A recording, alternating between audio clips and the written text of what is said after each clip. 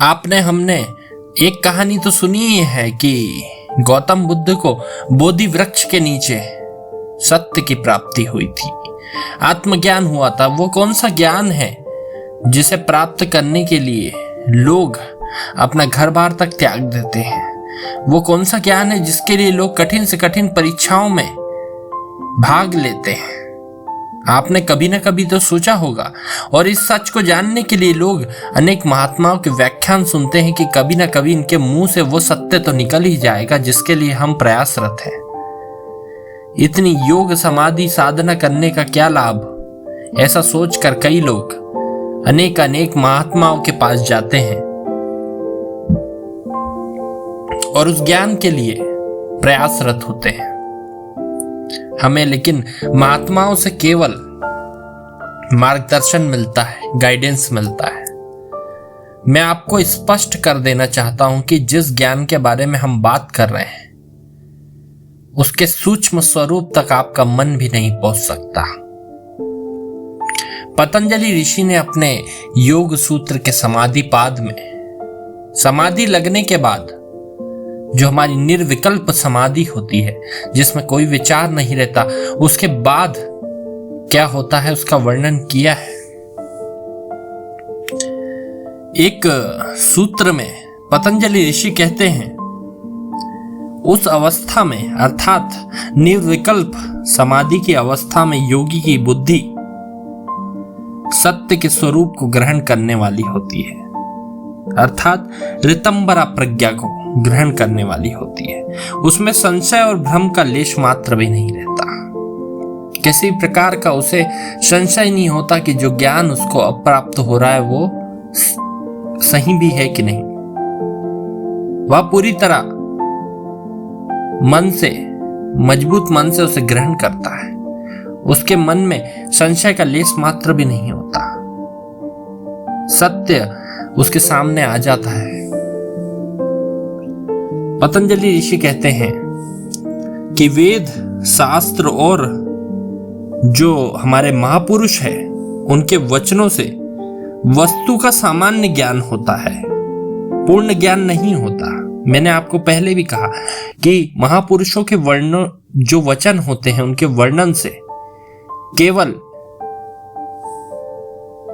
सामान्य ज्ञान होता है, विधि का ज्ञान होता है, संपूर्ण ज्ञान नहीं होता। और इसी प्रकार अनुमान से भी साधारण ज्ञान ही होता है। बहुत से सूक्ष्म पदार्थों में तो अनुमान भी नहीं पहुंच पाता।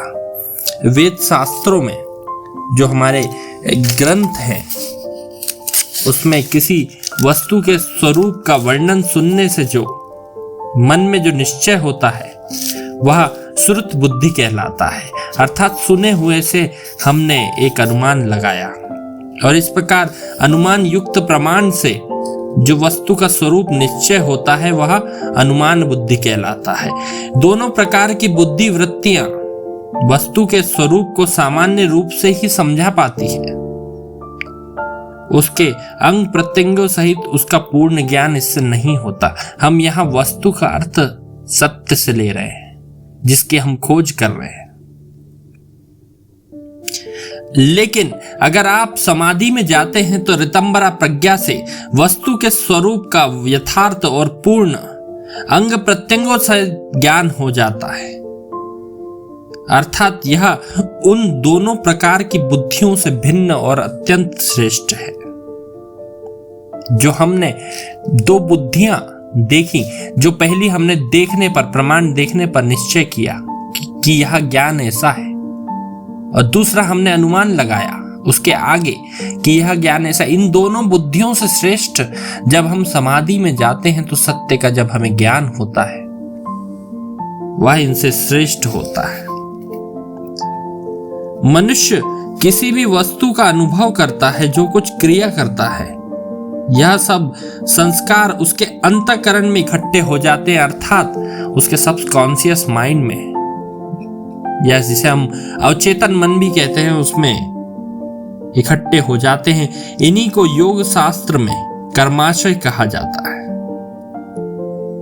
यही मनुष्य को संसार चक्र में भटकाने वाले मुख्य कारण हैं।